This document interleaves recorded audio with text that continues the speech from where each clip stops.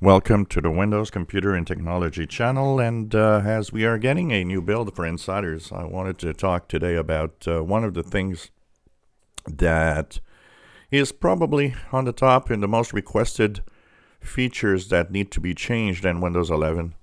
Of course, it's this famous Start menu. One of the biggest problems with the Start menu right now is the fact that you can not really customize much. Now, this is changing in the Insider build that I will actually have a demonstration today later.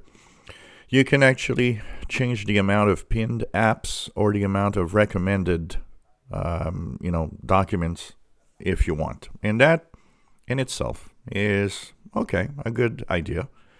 Now, the problem is that the recommendation that most people have, it's not even about changing what you can see in here, more recommended or more pinned, although some people are asking that. It's really resizing this. What is one of the most requested changes to Windows 11 is the fact that if I remove pinned apps or if I remove recommended area, then please make that Start menu smaller. So this is something that Microsoft needs to really work on because it is really a requested feature at the top there.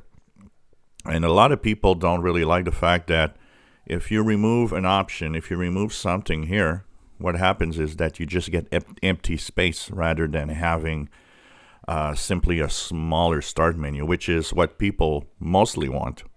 So if you remove, for example, the pinned apps, people want that space to be actually removed and that the Start menu gets smaller and just have what they want. So I don't know. We'll see. They started playing with the Start menu in the dev channel, so that means they're probably going to adjust this.